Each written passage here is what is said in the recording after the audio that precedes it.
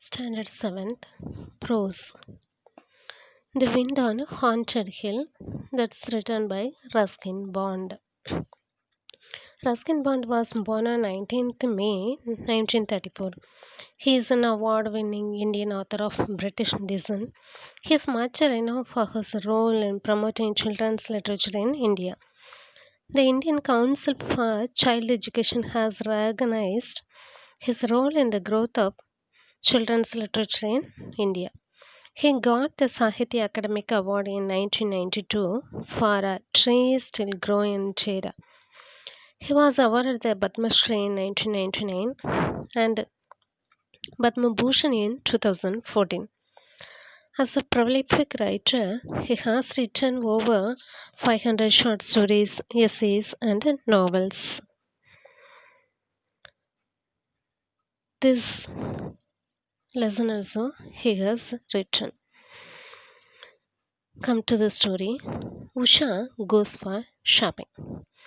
The wooing wind blew from the Himalayas over the hills and trees. It passed the haunted hill and reached the village on the slopes of the next hill. It tried to blow away the tin roofs, doors, windows, chimneys, and clouds, even on sunny days. Usha, her brother Suresh, and her friend Binya spread their clothes out to dry, firmly holding them by rocks. They rested a while there. Usha planned to go for weekly shopping. Binya couldn't go with her. Suresh was willing, but he had to help Grandpa. He was worried about how she would return alone in the dark and pausing in the haunted hill. Grandfather told a story about an English family which lived on the haunted hill 100 years ago, and the family members were killed by lightning. Grandfather has seen the two children of the family often playing in the moonlight near the ruins even now. The frightened them. Usha went for weekly shopping, passing the fields, hills, ruins, and valleys. The ruined house had crumbling walls with wild flowers, a wild plum tree in the floor of the large hall, lizard on the stones, and singing bird on the empty window. Usha bought soap, matches, spices, sugar, necklace at the bazaar. She went to Aunt Lashmi's house for tea, and when the clouds gathered for rain, she hurried home after collecting her mother's slippers from the cobbler. Storm and the haunted hill. The clouds and thunder were threatening to rain, so Usha hurried to reach home before dark. She did not have an umbrella but only a shawl and a scarf. Now the raindrops came faster. It was dark and lightning. Usha ran to the ruins to take shelter from the heavy winds and rain. She moved sideways to reach the corner of the old roof for shelter, but touched a wild cat and was frightened. It was dry and more shelter at the old fireplace opposite, but she did not know the way in the darkness. Her clothes and long black hair were soaked.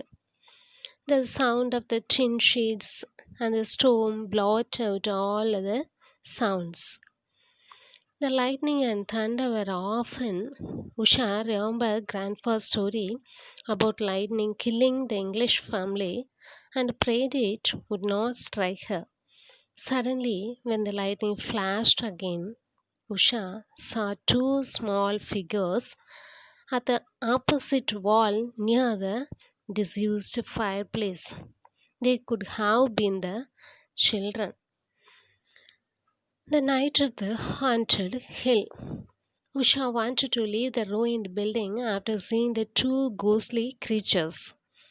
As she rushed out, she bumped on something and screamed. There were reply screams, and it was of Suresh and Binya. They had come looking for Usha in the stormy night. They were surprised, relieved, and happy. They decided not to go home in the dark, thunder, lightning, and a rainy night when the paws also had fallen. Together they had warmth and confidence and stayed in the ruins all night till the morning. They left the ruins on the top of the hill as the rain had stopped. Birds began to sing. The sky was pink and bright, and Suresh was hungry. As they were climbing down home, Usha saw a hand waving at them from the brook. Binya said it was the sway of the plum tree. But Usha also heard voices on the wind saying goodbye. Usha wondered if it was just the wind.